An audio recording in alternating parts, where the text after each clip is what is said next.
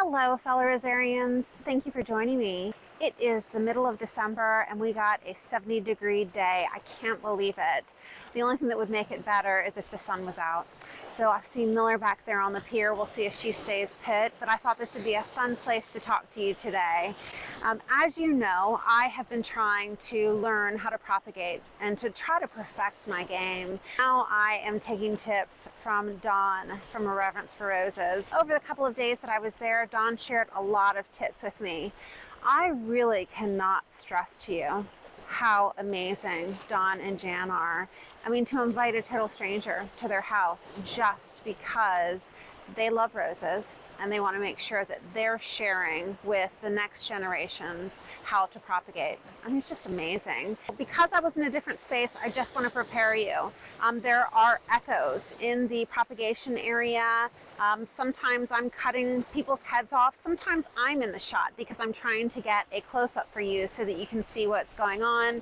It's cold. I hear myself sniffing. These are things that I can't edit out. So just be prepared for that. But it's great content, and I really think that you guys are going to enjoy it and you're going to learn a lot. So if you will join me at the end of the video, I'm going to show you a spreadsheet that I put together to show things that we've learned, what I'm doing, and what Dawn is doing, just so you can see a comparison. So I will see you in a few minutes.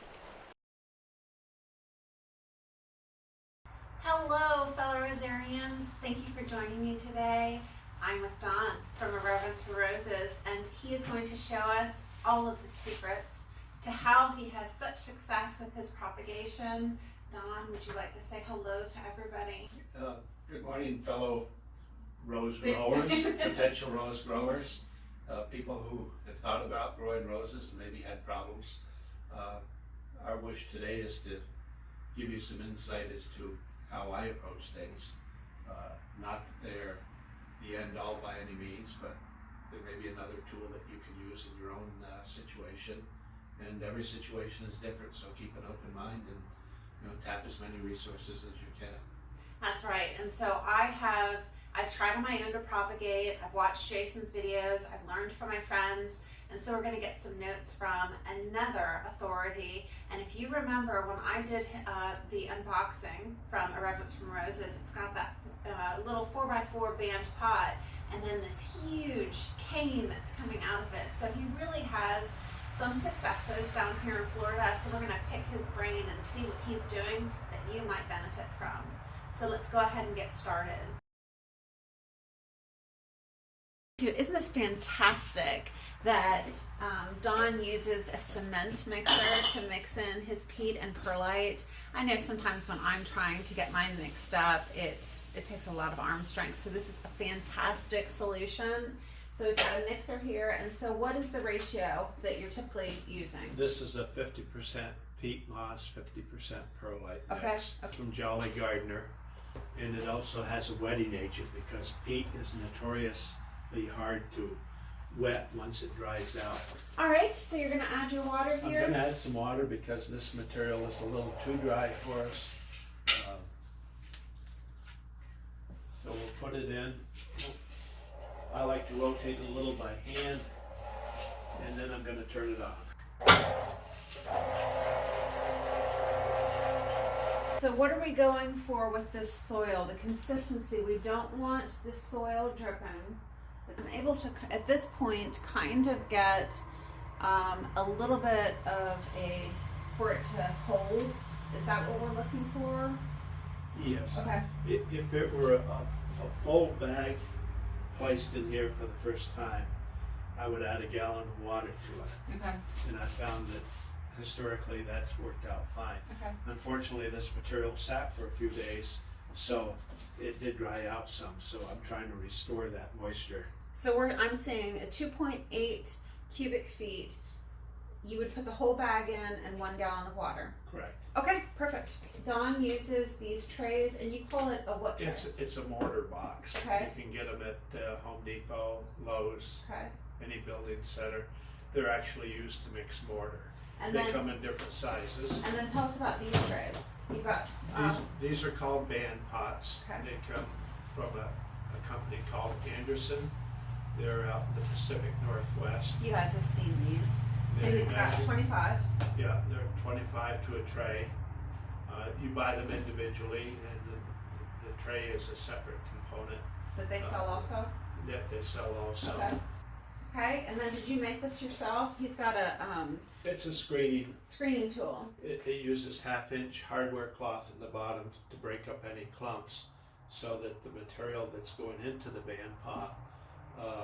Did you make that yourself? Yes. Okay, excellent. Looks like it's easy enough to do. So let's show everybody how you use that. And for everybody here, what I found watching Don yesterday is that I have been packing my soil. And so what he's doing is a little bit opposite of that, in that he is screening it and it's not being packed at all. So that might be a tip that could help you. And you can see it has lumps in it, and you want to break those up so that you get good contact between this material and your cutting. But what you're trying to do is you want to maintain good contact, but you also want to allow air to get to that cutting. So it's a fine balance.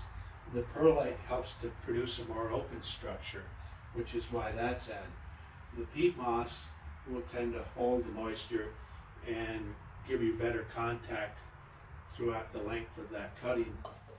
Don was showing me yesterday that he came up with this idea as he was working on his home, working with the concrete, that this could be a great solution. And so it's called a concrete vibrator. So let's go ahead and show that to you.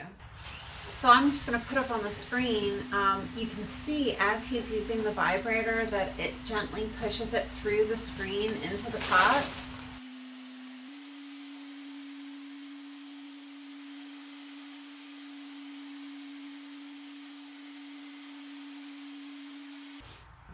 Now, initially I used to just work the material through with the scoop. You find that this saves your arms quite a bit by doing it with the vibrator, and it does a good job of putting the material through without overworking the material. Where with a scoop, you've got to be careful that you don't overwork it, because you're breaking down the fibers of the peat into shorter lengths, and the shorter lengths compact more. So if we look in here now, look at how, airy and high everything is. It's perfect. And all of this is going to be somewhat compacted in a second. And then simply lift this up about 6 inches and drop it. That consolidates the material, what I've found to be an acceptable amount. So setting yourself up for success, we want to try to keep your cutting area and everything that you're working with as clean as possible. And so he's using gloves. So the chemical that we're mixing up right now can be harmful to your skin, and if it gets into your skin, it's going to cause a reaction. Your skin will be white. I'm sure that you have experienced that at some point or another with a chemical, so you know what I'm talking about. So we want to be as safe as possible. And he's going to mix up xylitol right now. I'm going to go ahead and put the ratios up on the screen so that you know how to mix it up. And this will be used to, after we make our cuttings, to soak the cuttings for a very short period, like under a minute. The xylitol is strong hydrogen peroxide.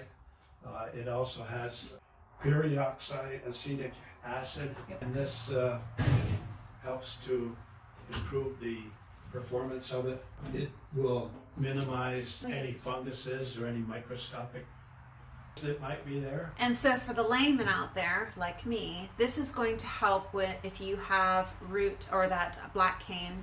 So we're going to show you all kinds of things that will minimize that for you. And I use just tap water with this. And then I do add a surfactant to help the distribution of it when the cuttings are soaked in it.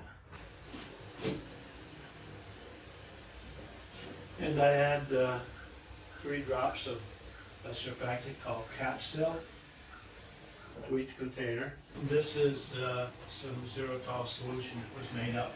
I know from working with the supplier company is BioSafe, that I can actually mix this as far as 28 days in advance, and it keeps the same strength.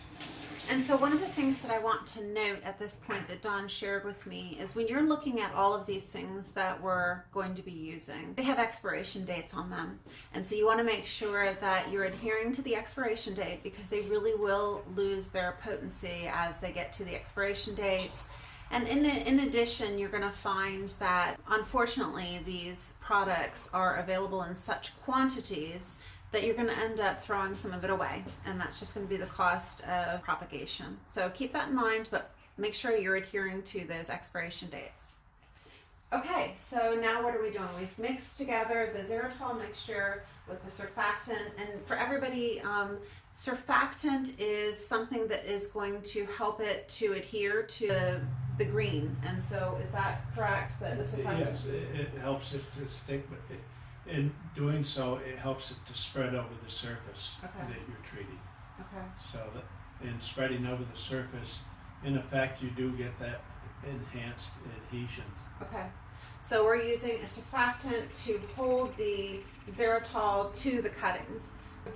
Just so you know, he's keeping his pruners cleaned also. And I've talked with you about making sure that when you're working in your yard, you're sanitizing between every cut, just to make sure that you're not transferring any issues that you have with one rose to the other. So we're going to do something similar here. Any cuts that he makes, he is sanitizing in with the, what do you use? I actually dip, during the day, I dip them in the xylitol. Okay.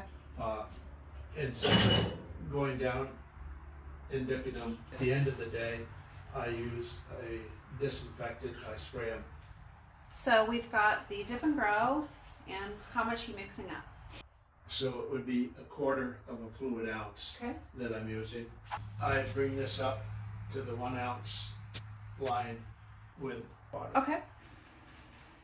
And then he's going to use, this looks like a, a medicine measuring cup, and we'll use that to keep it sanitary. We will we will pour a little bit of this into this dipping cup, and then that's what we use for the cuttings. So we're back out to the greenhouse now, and we're taking a look at the Peggy Martin.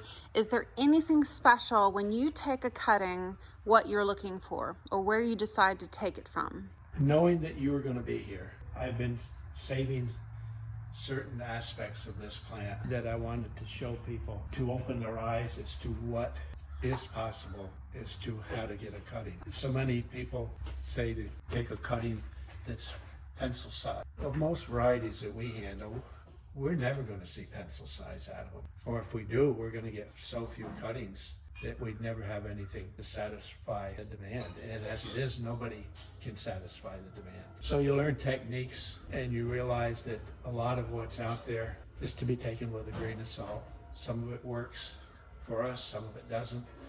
Everybody has techniques that are different. They're techniques that people learn through their own experimentation and their own environment. This particular plant, Peggy Martin, is a climber. It will throw off side shoots like you see. Each one of those side shoots will flower in the spring. Now this particular shoot, if you look at the far end of it, it's ready to drop the leaves. It's age related. We're in the greenhouse. This sees wide temperature fluctuations, much more than you would outdoors. So there's different growth stages in this plant that you wouldn't see elsewhere. You're gonna see some side shoots that are 5, 6, 7 inches in height. Those I'll probably handle in a little bit different way. But I think what we want to do is show all the different ways that cuttings can be handled on something such as this rose, because it offers so many chances to learn. And I'm going to cut it back here, and I cut it above 2 nodes. Okay, so I try to get it within about 1/4 inch of the nodes.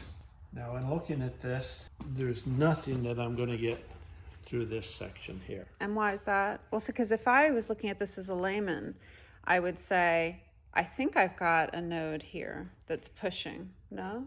Well, you do, but I like to have leaves Oh. on my cuttings. Okay, so this is important. He's talking about leaves, and his preference is to have leaves. And why is that? I've just found that the leaves tend to, as they die back on a cutting, it's my belief that they transfer some of that energy that they had back into the stem. Where do you decide, and because these are getting ready to drop, are you thinking that you want to come back down here to start? Let's take this whole thing in and we'll process all of it in the cutting. We'll take these brown leaves off because they're going to be dropping shortly anyway. And we'll process those more in line with what you might do. We'll work our way down and I'll show you how I make my cuts. Because Kim does a lot of her cuttings without leaves, I thought we would use this section here where the leaves are dying back to process it and try that.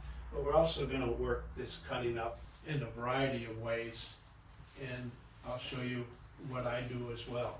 So I'm just going to strip these leaves off.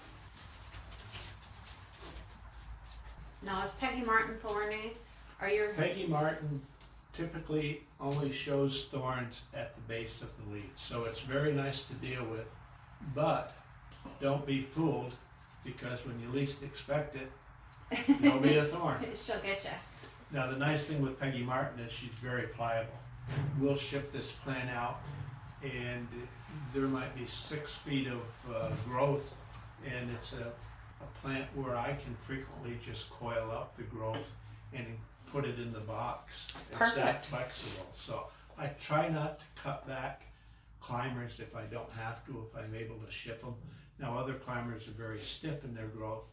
Unfortunately, they have to be cut back.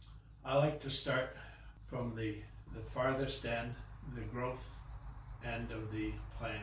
Now this has one small leaf here, but there's no node below it. So I need a node where I do my cutting. I'm going to cut on an angle underneath the first one.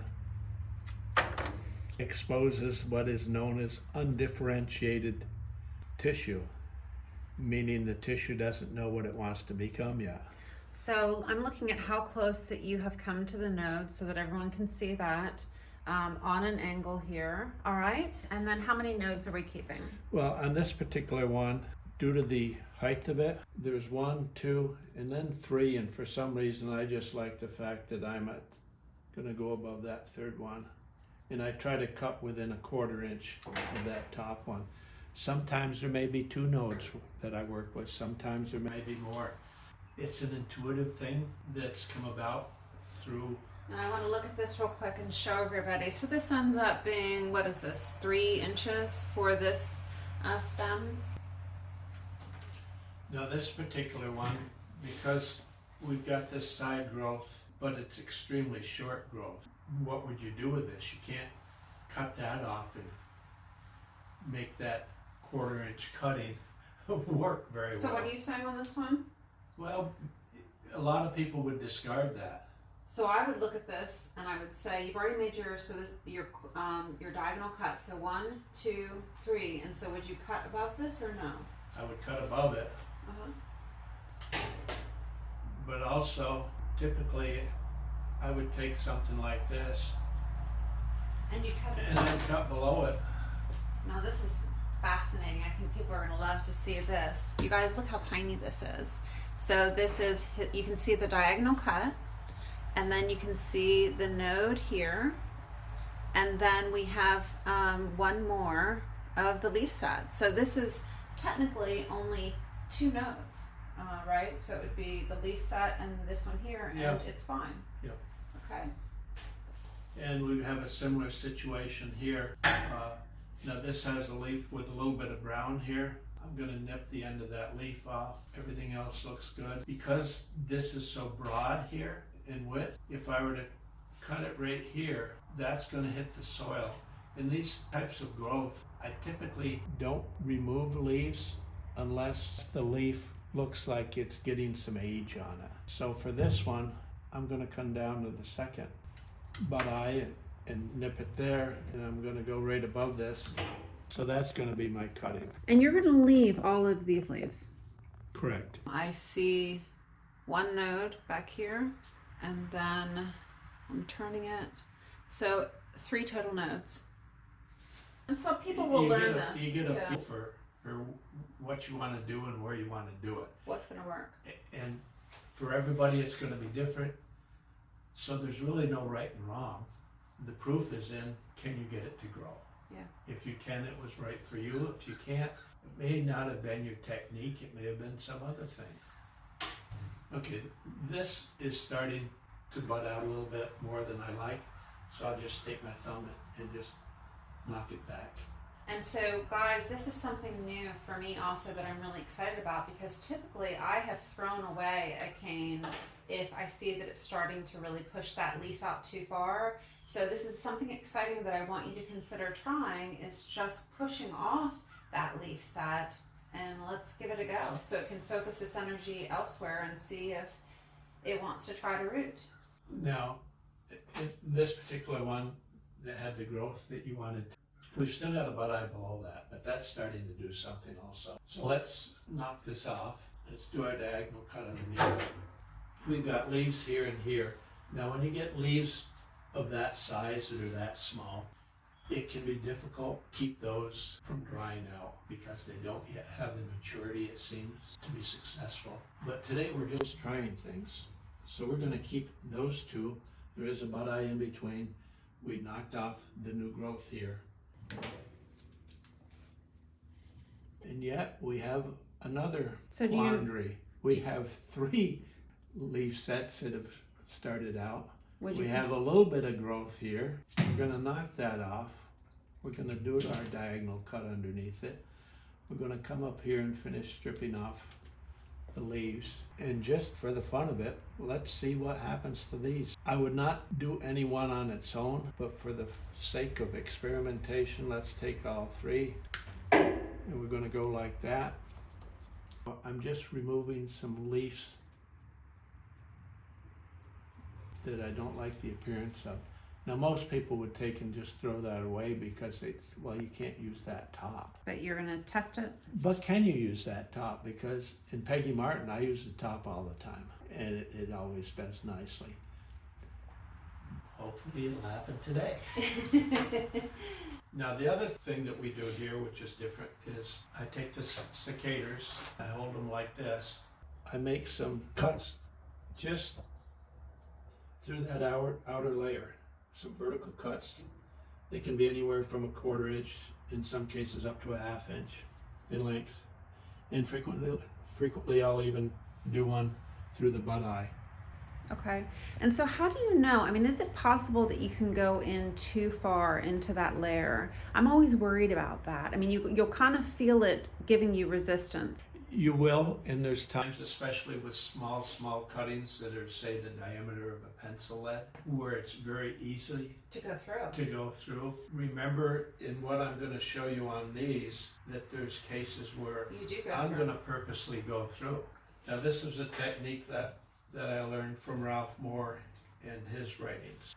He spent a lot of time researching ways to process cuttings to get the best outcome. Because from what I understand, they propagated somewhere in the neighborhood of 600,000 cuttings. Now, unfortunately, he's no longer with us, but he was kind enough to share what he tried, what worked, what didn't work. Thank you for being our Ralph Moore right now and sharing it with us. I'm hoping everybody has a lot of success.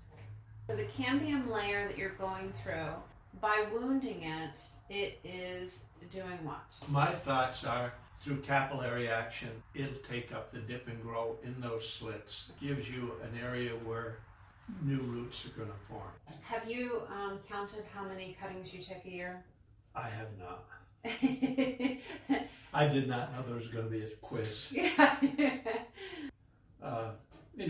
It's many thousands, but we're trying to keep things in commerce. We can get them out so people will buy them, they'll have them in their garden. Hopefully it'll be a situation where they'll be available for future generations. Yeah. Because the whole key of what we're trying to do is do our part in this generation to make things available for the next generation. Now I'm going to show you something that I do occasionally. In this side shoot, is probably a good example as to when I would do it. It hasn't got enough size where I could simply remove it and do it on its own. So what I'm going to do is I'm going to cut about 1/8 inch above it.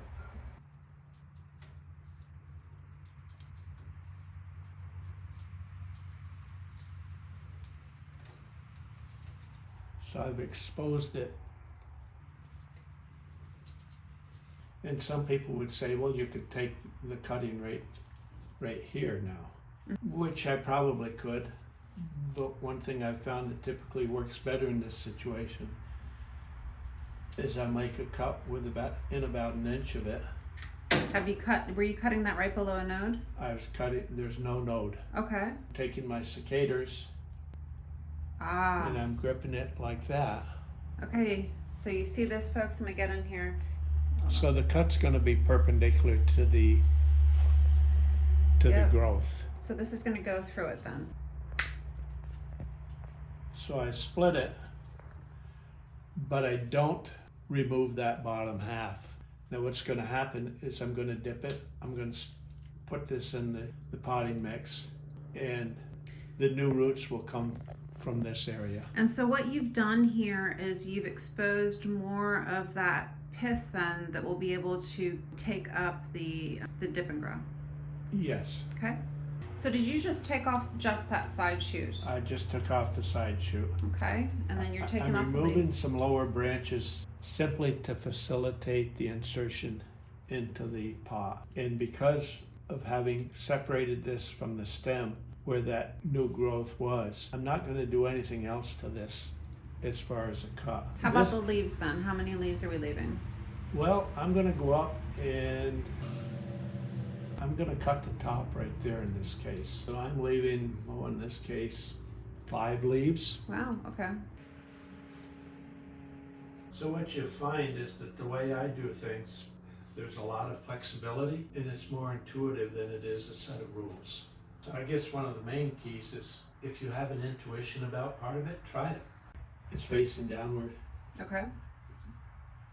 That can be a problem when you go to stick the rows. Right. So I may take this up a little ways. I don't like that because it was sticking down. I don't like this because the color's starting to change. This next one, there's a little bit of something on that leaf. I don't know what it is, but I don't want it. But on the angle, I'm going to leave 2 leaves. I'm going to come up here and cut that off. Okay. I'm going to remove that leaf because I need that node. In the soil. This, let's do our angle cut. If I leave this full leaf, that's going to contact and take that off. So I've got a leaf set here, I've got a leaf set here that I nipped. I'm going to go up here and that's 2 leaf sets plus the bud eye at the bottom. I'm going to see what I can do here. Okay, this one is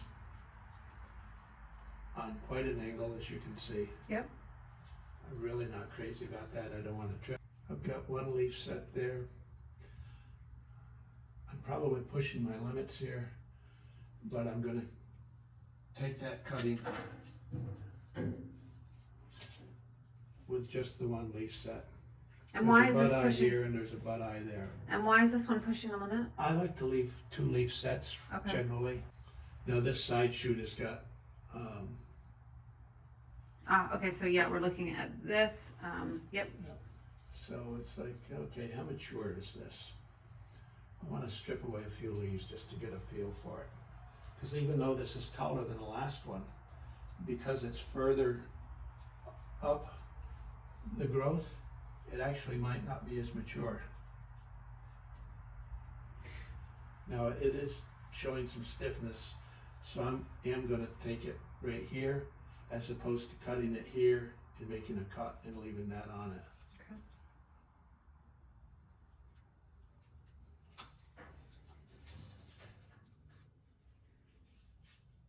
Now, so it'll settle it into the pot, I'm going to take that leaf off. Then leave this leaf on because I can push it down in and this will fold up some. Okay. So the base of that leaf will actually be below the surface but it'll be fine to grow like that. It doesn't bother it at all. This one, I've got 1, 2, 3 leaves that I like. I'm taking it there. I'm going to strip that one, make my angle cut. I'm going to leave this leaf because that leaf set is angled upwards. It's not going to cause me a problem inserting it. I'm going to go up here. I'm going to keep the 3 leaf sets, and I'm taking the top in this case.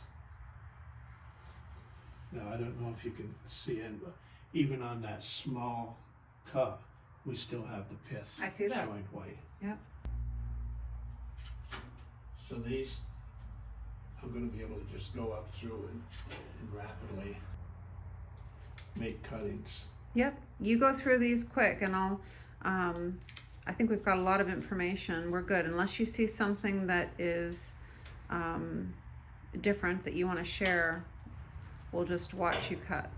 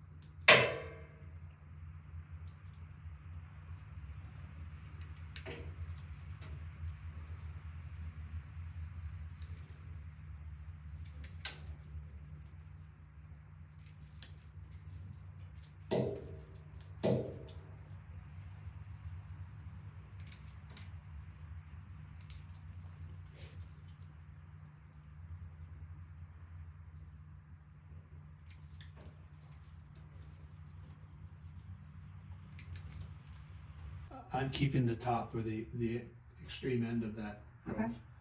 Okay. Only because I know with Peggy Martin I can get away with it. It's probably one of the few varieties that I can consistently get away with doing. Do you think that's because it's climber, it's vigorous? Do you find that with a lot of climbers that you can do that? Peggy is unique in a lot of ways. You know, it's known as the rose that survived Hurricane Katrina. If you look at the root structure of Peggy, it reminds me of bamboo. If you've ever dug up bamboo, it's extremely fibrous roots. Things is it not only came back from Katrina after being submerged in brackish water for a period of weeks, but you find that the cuttings seem to have inherited that same survival instinct. And I to describe it other than that, I don't know how you would. You're just going through the outer layer of all of these, and you're not removing the layer. You're leaving it. I don't make, a lot of people will do a notch-like cut. That was one of the first things when I first tried propagating that just didn't seem to make a lot of sense to me. And once I came across the technique that Ralph Moore had looked at, I started doing the slits. It may take a little longer, but it just seems to be more appropriate. And you actually can feel this when you cut, you know, against the metal. So into the xericol they go.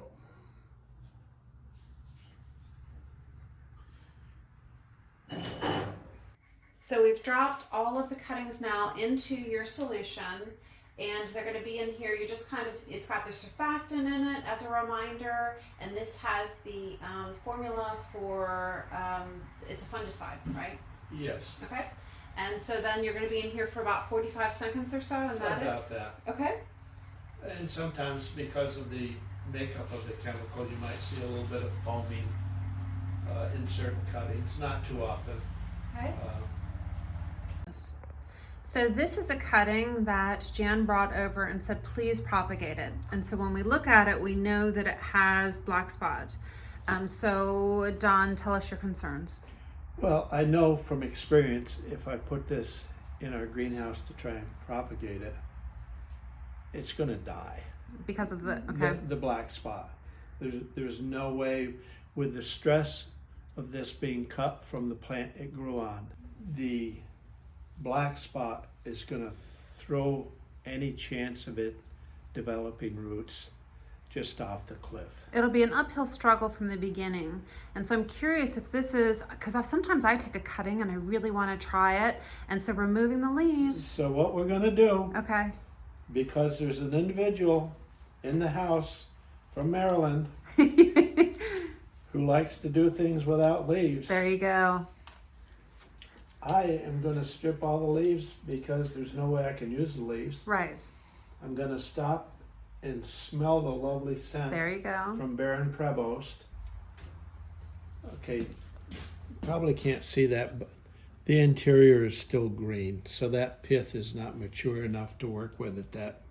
So I do see how it is not white. It has more green around the edges. Right, so what I'm going to do is I'm going to start cutting it back. Okay. I'm going to go above each bud eye until I get something satisfactory that's still not mature enough. Okay.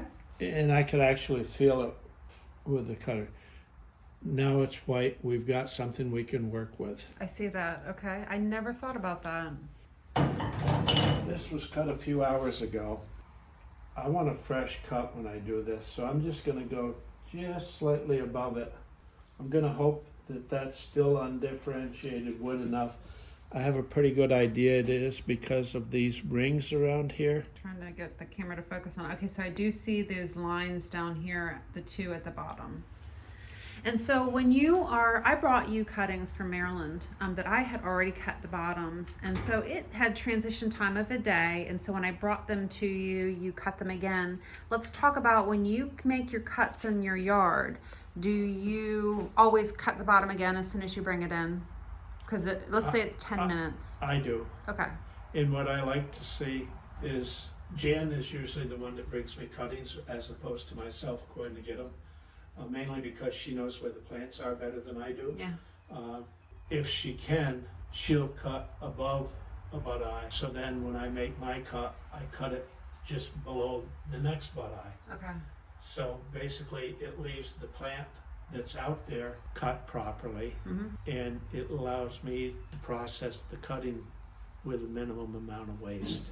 And so I'm seeing that you have longer cuttings here than you typically do. And that's based upon Judgment.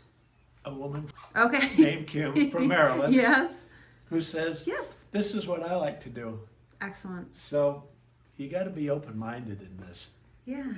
and the only way to know is to try. Excellent. I'm so glad that you're trying, and it won't hurt my feelings if it doesn't work for you, because as we've discussed, different things work for different people, and it's just nice to share what works for us in case it's something that, can tweak what you're doing. Well, the thing to remember, that there's two possible outcomes. It will or it won't. Excellent. Neither one of them are life-changing, so That's try right. things. Yes. So you've got 3 in your hand at one time. Are you going to do? This is actually 4. Okay. You can see possibly the dark spots, the cuts. The black spots. Oh, yep. I see. Yep. That's the cuts that I made. Okay. So next we put some dip and grow into a little cup and simply immerse them so that the cup, and then we stick them. Okay, and so you're going to stick them down, and how do you make the decision how deep it goes into the soil? You need the node covered at a minimum so that it stays in place. I need the node covered. I try to get it at a depth where I know it will be physically stable. I have some that are not stable, so that means that I haven't made them deep enough. I would go deeper. Okay. Some people would say whatever works for you. Here's the cutting that was the very top. Okay. Now the one thing, I always make sure that there's a white center. On the pith? So the pith is white. Okay. If the pith is more clear, it's too young that I've found to ever be successful. Now these are the No leaves. cuttings without leaves. And they vary in length because we tried to do 4 nodes, and yet the spacing of the nodes varies greatly. So in a lot of cases, I'm going to put 2 nodes below the surface. And then over to our medium Baron Prevost. Excellent. We mark them. And you know what? I mean, it's little things that I'm learning here, that you take the marker and you've put it all the way into the soil, and like a knucklehead, I typically have mine out like this. You know, they're higher, and it didn't occur to me that I'm constantly hitting them in my propagation area. Why not just put them in? And so that's a definite takeaway that I'll be doing in the future. Easy and process improvement. And the other thing is, if they're up high, they tend to be dislodged. Yes. They may fall out. Yes. And then the question is, where did they come from? And in our case, we can't chance where they came from. Right. In your home use, you can. But we don't want to send out something that's mismarked. Yeah.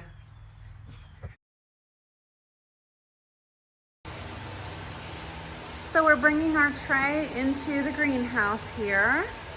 We are going to water these in for the first time with xylitol, and I'll put the ratio back on the screen for you, but he's going to water it in just so that we are making sure that we're filling all of those water gaps. And so remind me, you said that we are going to use about a gallon on this entire tray? About that. So and this simply settles the potting material around the cutting, and it will stabilize the cutting once it sets for a little while. And so the second day, we're going to come back and do the same thing, but we're going to use TerraGrow. Yes, we're Okay. going to use TerraGrow. Okay, while we're here, we're going to check on these babies. These are the cuttings that I gave Dawn yesterday that he helped me go through, so check it. We've got 2, 4, 6, 8, 10 Evelyn. We have Benjamin Britton's 2, 4, 6, 7, 8, 9. Oh, there's one more Evelyn. 1 William Morris and Heather's. So let's pray for these babies. He has a concern because he's used to doing them with leaves. And so he has a concern about the ones that don't have leaves. And guess what? If it doesn't work, I'll send him more, but let's pray for these. Oh, and I made him try one the length that I normally do it, so you can see that this is a good huge Benjamin Britten, and it's what, 8 inches or so. And so he said, well, let's go ahead and try it the way that you do it and see how it works against all of his smaller cuttings. So anyways, lots of fun.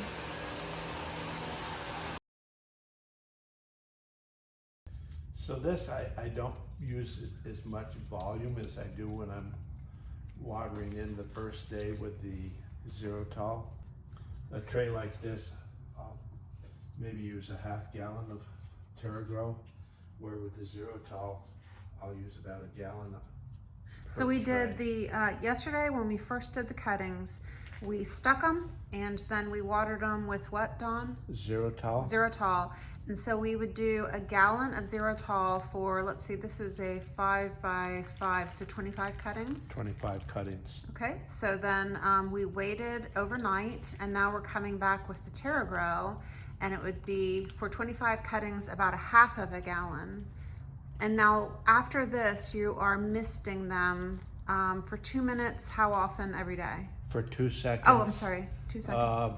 That varies with the season. I think right now about every 10 minutes it'll mist for 2 seconds. In the summer months, it might be every 5 minutes. The key is, what's the temperature, what's the humidity? Is it a sunny day? Is it a cloudy day? If it's a cloudy day, there actually are times when I'll stop the misting because it overwaters. Okay. We're trying to keep the leaves moist. In this case, the cuttings have basically no leaves other than several of them, but there are other plants under here that do have leaves, so those take precedence as far as how to determine when you mist. And you never water the potting mix again after you do this initial watering in. because you receive enough moisture from the misting to keep that properly moistened. So you're about 21 days or so, but for rooting, but it differs for each variety. It does. Frequently, a month to 5 weeks will go by. What we try to do is find some root growth through the bottom. We don't always see it, like here we don't. Okay, and so I'm looking at the bottom of this one now, and I can definitely see the roots on this one. And so as soon as you see it root, you're taking it out of the trays that are being watered. Well, so what is the difference then between those that are staying here and when you decide to take it out? Is it because these don't have an open bottom on them? And No, these are perforated. Oh, I bottom, do as see you that. can see here. so what makes So the decision? you get good air circulation, which is important. You never want to start. I never want to start a cutting on a solid surface. The band pots are open. Oh, because of airflow. You want airflow. You want air to, and you want drainage. You want the air near the cutting, but you want the moisture near the cutting. Now the moisture doesn't have to be, say, such as you stick your foot in a swimming pool and you're in contact with moisture. It can be the vapor from the water. In other words, a very high humidity will work. But in order to get that high humidity within the spaces within the potting mix, you need to keep the potting mix itself moist. And yet you also have the air, which is the oxygen, which is within that vapor. So right now my cuttings are in a dome situation or a bin, and in both of those cases I don't have any airflow below the, it's in a closed container. So you'd have to be very careful as to how much water you add initially to that material, because you need to have some airspace within that material, otherwise you're going to fail. Okay. You're going to basically drown the Drown cutting. them. Yeah. Okay. It's going to take 21 days or so to root, but each variety is different. And once we get them to root, what is the maintenance for somebody doing something similar, but they have a humidity dome? If they have a humidity dome, I would suggest, from our own experience years ago, once they see new growth and they see roots coming through the bottom of whatever container they have, to let it acclimate for a few days with the dome off, maybe during sunlight hours, and then put it on at night. Perfect. And then after that, remove it from the dome, keep it under the similar lighting conditions, water as needed. Typically, it depends upon the temperature. This time of year, we're in the second week of December here in Florida. Nighttime temperatures are in the 40s typically, daytime 70 to 75 every other day. Okay. During the summer months, we would water once a day. Okay. Because of the mix we use, it's fairly porous. So if we overwater, it runs down through and out. But we don't necessarily want to waste the water because we actually collect rainwater here from the new greenhouse, and we store that, and we use that in this initial greenhouse for all of our watering. So it's somewhat of a more precious commodity than even the groundwater that we pump. Okay, and so you had spoken with me about, we talked about should they use distilled water to water them, and you said your standard tap water is okay. I would use standard tap water. If you have a lot of chlorine in your tap water, draw it off the faucet ahead of time and let the chlorine, settle in the pitcher? well, it'll actually dissipate off. You'll see the bubbles go away, and it'll, become more clear, and then go ahead and use it. Okay, excellent. And now the other thing is, certain areas of the country you may have groundwater that has extremely high or low pH. That's something you want to know, because if it's wildly out of range of a neutral pH, you might want to either adjust it, or you might want to use a different source of water. And when is it time to pot them up and give them more time in a pot before we put them in the ground? Typically, even here where we grow everything initially in a band pot, if we were to keep that plant for our own use, we would still let the plant grow in the band pot or in some sort of small container for at least several months, maybe 4 or 5 months. Okay. It depends upon the variety, your growth conditions, but you want that to get some size, you want it to get some roots that are more durable physically before you start handling it. And then at the point where you feel that you're comfortable with it, try putting it into a 2-gallon pot and maintain it there until it at least doubles in size. And you said they double quick, the roots. The roots typically will.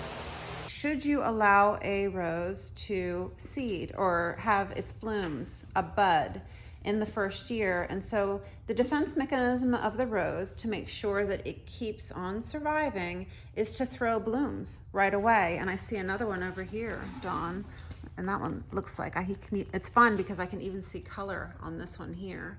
And so when I was talking to Don, he said that we will go ahead and pinch these, not because we don't really want the rose to bloom and do what it was intended to do, but the leaves dropping or the petals dropping into the soil will cause mold, which will be a problem. So we just don't let them bloom. When would you let them start blooming? Once they're either in a bigger pot, Okay. where these are in bands, and because they grow in close proximity, when the petals fall, there's a very strong likelihood that they'll land on the leaves of either that plant or adjacent plants. It's when they make that contact that it sets up the likelihood that we might develop some mold at that point, because we do overhead watering here, so that leaf gets water on it either once or twice every few days. So that keeps that moist, and it just sets up, a bad situation. Okay, and I know that I've seen from people when they get these new pots that they order from you and other vendors, I hear in the post they'll say, I've read that you shouldn't let a rose bloom in its first year because if you take off the blooms, it allows it to focus on root development, and I have let mine bloom. What is your feeling about that? I believe in enjoying the blooms. Okay. I don't think that nipping that bloom off is going to result in any great advance, because as you realize, roses, when they first evolved in the northern hemisphere, for millions and possibly billions of years, they did not have us running around taking the bloods and removing them. That's right. They were there, they were fertilized by adjacent blooms or their own bloom, and they set seed to produce more roses. And so for us to think that we are somehow of a higher knowledge base than those original roses, just doesn't seem to make sense. It doesn't make sense, does The it? more you work with roses, you realize each of them is very much an individual. Certain varieties have characteristics that stand out, and other varieties will have their own characteristics. You really have to respect that the plant knows what it's doing. Yeah.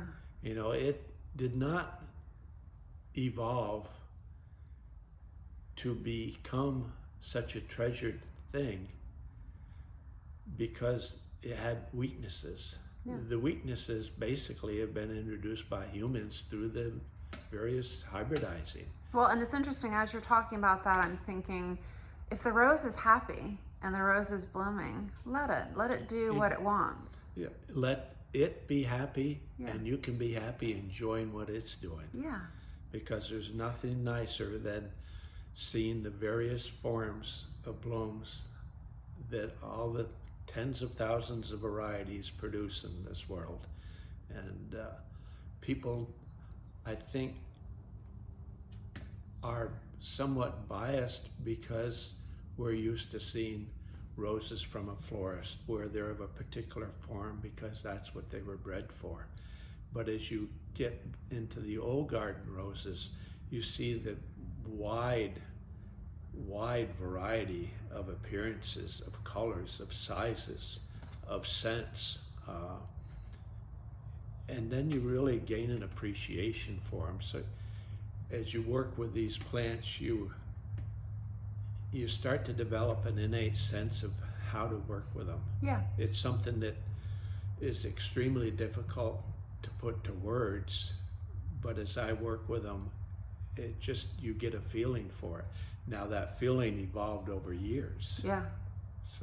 So I hope you enjoyed that as much as I did. It is just so wonderful to spend time with another rosarian, and it doesn't matter that you don't even know them.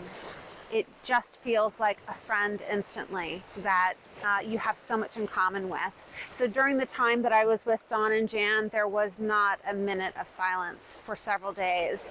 It was really enjoyable. So I implore you all to try to find other rosarians to speak with in person. If you have a local chapter or a group to be in, and I will be having a monthly group through the Rose Geek site, and I hope that you all will consider checking it out and see if it's something that you would like to do.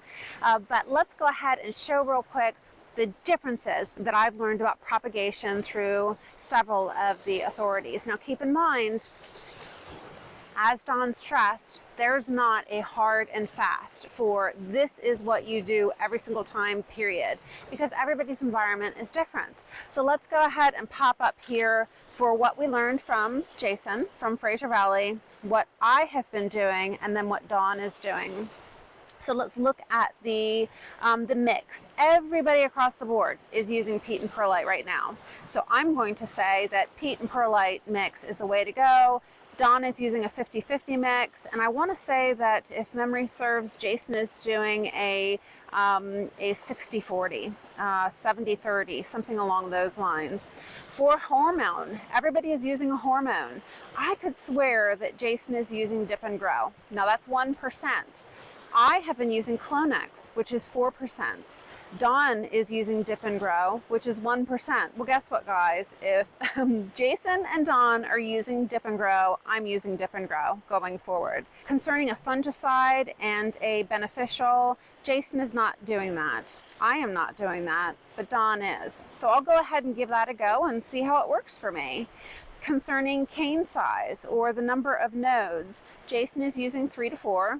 I've been using 3 to 4, but Dawn gets away with some really small cuts, 1 to 2 nodes. So you might try that. Number of roses per pot. Jason and I are both stuffing as many roses into 1 canister as we can, and Dawn is doing 1 per canister. Concerning the watering, Jason is misting, Dawn is misting, and I have my roses in a bin to simulate misting, and I'm taking the dome off once a day.